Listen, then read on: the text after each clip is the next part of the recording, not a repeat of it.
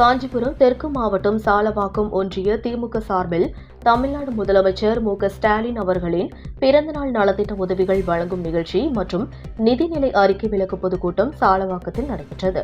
தொகுதி சட்டமன்ற உறுப்பினர் சுந்தர் தலைமையில் நடைபெற்ற கூட்டத்தில் திமுக அமைப்பு செயலாளர் R.S. பாரதி பேசுகையில், பிரதமர் மோடி தமிழகத்திற்கு வந்து திமுகவை ஒழித்து காட்டுவோம் என கூறுகிறார். திமுகவை ஒழிப்போம் என கூறிய அனைவரும் உலகத்தில் இருந்தே ஒளிந்துவிட்டார்கள்.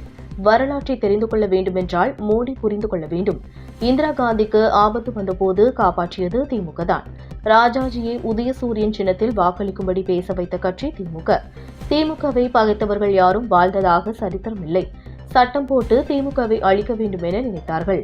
இப்போது மோடி சத்தம் போட்டு அழிக்க நினைக்கிறார். நடைபெறவிருக்கும் நாடாளுமன்ற தேர்தலில் பிஜேபி வெற்றி பெறுவதற்கு 100 விழுக்காடு சாத்தியமில்லை. இதனால் மோடிக்கு பயம் வந்துவிட்டது. வழக்குகளை போட்டு திமுகவை ஒடுக்கிவிடலாம் என நினைக்கிறார். அதற்கெல்லாம் அஞ்சுவதற்கு திமுகவில் யாரும் இல்லை. எத்தனை முறை தமிழகத்திற்கு மோடி வந்தாலும் ஒவ்வொரு முறையும் திமுகவிற்கு வாக்கு விகிதம் கூடிக்கொண்டே போகிறது. மோடியின் பேச்சு தமிழகத்திற்கு எடுபடாது. இவ்வாறு மத்திய அரசையும் பிரதமர் மோடி குறித்தும் விமர்சித்து பேசினார். நிகழ்வின் போது 71 கிலோ எடையுள்ள மெகா கேக் வெட்டி பொதுமக்களுக்கு வழங்கினார்.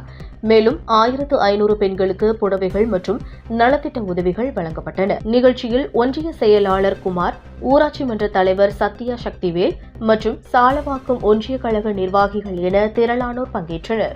உத்திரமேரூரிலிருந்து ரிப்போர்ட்டர் ஸ்ரீனி. தளபதி மு.க.ஸ்டாலின் சிறையில் அடைத்தாலும் சரி, முரசொலிமார்களை அடித்து நொறுக்கினாலும் சரி, என்னுடைய உடன்பிறப்புகள் 500 பேரை சிறையில் வைத்தாலும் சரி, திமுக என்ற பெயரை மாற்ற மாட்டேன் என்று சொன்ன ஒரே தலைவர் நம்முடைய தலைவர் கலைஞர். முதல்ல நினைச்சார் மோடி ஒன்றும் ஆகாது, ஒன்றும் நடக்காது.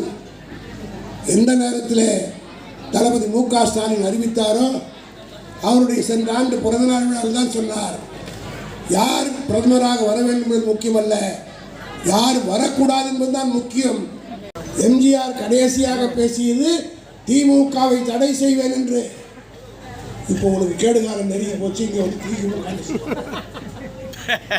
அவர் போன இடத்துக்கு நீ போவியா இல்லையா என்பது எனக்கு தெரியாது. திமுக இதோடு அழிந்து விட்டது என்று நினைத்தார். ஆனால் அந்த இந்திரா காந்தியும் கடற்கரையிலே வந்து கலைஞரை வைத்துக் கொண்டு மன்னிப்பு கேட்க வைத்த கட்சி திமுக என்பதை மோடி மறந்து இருக்கிறார்.